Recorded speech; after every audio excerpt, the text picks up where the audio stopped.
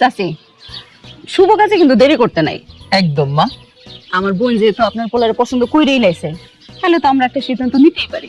হ্যাঁ, তা তো নিতেই পারো। আমার মেয়ে ঠিকই কইছে, তাহলে আমরা পাত্র দেখা তবে শেষ করে ফেলে পাত্র আসতে হবে। জি ভাইজান, একদম। মতিন, খেলা ওই ফয়সালের নিয়ে আয়। হয়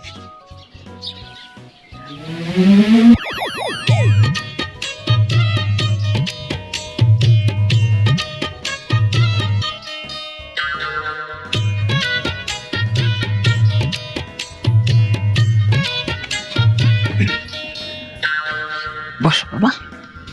আসসালামু আলাইকুম। ওয়ালাইকুম আসসালাম। কি নাম তোমার? জি, সোহেব আহমেদ ফয়সাল। বাহ, খুব সুন্দর নাম। আব্বা, নামটা খুব সুন্দর না? নাম সুন্দর হইতে হইব না, কাজে সুন্দর হইতে হইব। তারপর মানে তুমি কি রান্না করা জানো? হ্যাঁ হ্যাঁ কাকা, সব কিছু রান্না করতে পারে।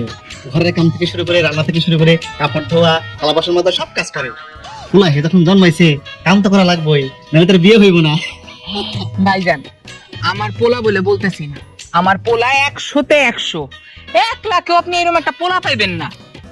সংসারে সব কাম পারে, যাবতীয় যত কাম আছে। মাশাআল্লাহ। আর আপনার পোলা তো দেখতে অনেক সুন্দর। তা ফয়সাল, একটু হেঁটে দেখাও তো। হাইটা দেখাইবো তো? আমাদের সময় তো হাইটা আইছে, তখন আপনার দেখেন নাই? তখন চোখ কোন আসলো আপনাকে? এমনি আপনি কেডা? আপনি এত কথা কইতেছেন কেন? না আমি পোলার বন্ধু। বন্ধু হইছেন তো কি হইছে? চুপ থাকেন। ফয়সাল, দুলাভাই তোমার হাঁটা দেখতে চাই, একটু হাইটা দেখাও না। জি।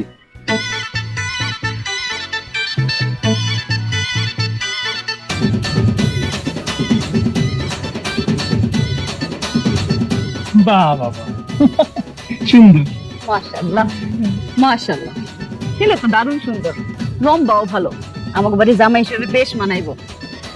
আব্বা, আংটিটা পরা। আরে রাখো না, এত তাড়াহুড়া কিসে? আর একটু যাচাই বাছাই করে নেই। ফয়সাল, একটা গান শোনাও তো। জি, গান তো পারি না। বলো ভাই, আমি গান পারি। আমি এক প্লে শুনলাই। কেন আপনি গান গান গাইবেন? আপনার কাছে এই গান শুনতে চাইছে? আপনি তো বড্ড ঝামেলা গেছে। আপনি কি পাত্র?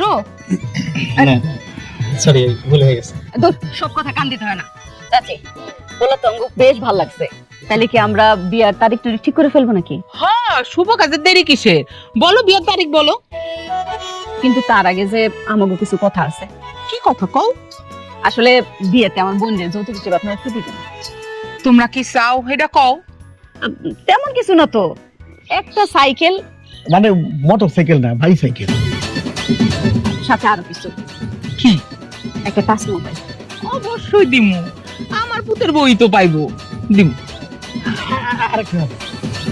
মানে একটা ওই যে টিভি, ওই যে হিসাবটা ওই যে লম্বা মতো টিভি, একটা টিভি দিবেন। মানে আপনার ছেলে তো কাজকর্ম করবো, আমাকে সবচেয়ে সারাক্ষণ কাজে করবো, ব্যস্ত থাকবো। তারপর ধরেন যখন একটু অবসরে যাবো, মানে একটু রেস্ট নিবো, তখন টিভিটা দেখলো, আমরা সবাই মিলে দেখলাম।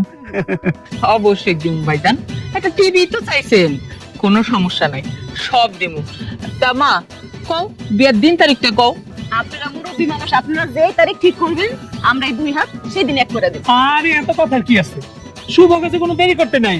নূপুর, এখনই তুমি আংটিটা পরাইয়া দাও। আমার বোনের পছন্দ কিন্তু সেই। হাতটা দাও। আরে ফয়সাল, তুমি লজ্জা পাইতেছো কেন? আলহামদুলিল্লাহ, আলহামদুলিল্লাহ। খুবই খুশি হইলাম। ইস, কালকে তোর বিয়ে হয়ে যাবে, তুমি মেঘারি জামা হয়ে যাবে। ভাবতে কেমন গাড়া সিমসিম করতেছে। তুই এ দিলে চিন্তা করিস না, তোর দিক দিয়ে একটা সময় বিয়ে হয়েছে। আমার বিয়া, আমার কপালে বিয়া নাই, আমার কপালে হলো গোপাল। তুই কত সুন্দর, আর আমি তো সুন্দর না। তুই বাড়ির সব কাম পারিস, আমি তো কিছু পারি না। এর লেগেও বিয়া হবে না। কি জানি আমার কার লাগে বিয়া হবে, কে আমার বউ হবে, ভালো লাগে না, এসব ভাবতে ভালো লাগে না। সমস্যা তোর বাপের। কে আব্বার সমস্যা কে? বাপের মানে বুঝোস নাই? যে আমারে দেখ, আমি জানি যে ওই মাইয়াটা বেকার, তাও বিয়ে করে লইতেছি। আর তোর বাপে যে দেন ধরে বইছে, হেরে দুই জায়গাতে লড়ানি যায় না। সরকারি চাকরি হলে মাইয়া ছাড়া বলে তোর লোকে বিয়ে দিব না, এই বেটা। এই যদি সরকারি চাকরি হলে মাইয়া পাবি, এত সোজা?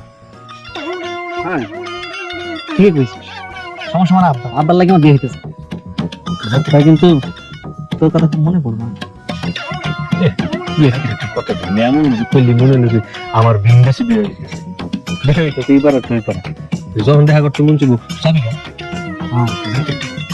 আচ্ছা এই অনেক রাত হয়েছে এই ঘুমানো যা কালকে তো বিয়ে না কালকে তো ঘুমোতে পারবি না তো অনেক কাম আছে যা যা গেলাম যা।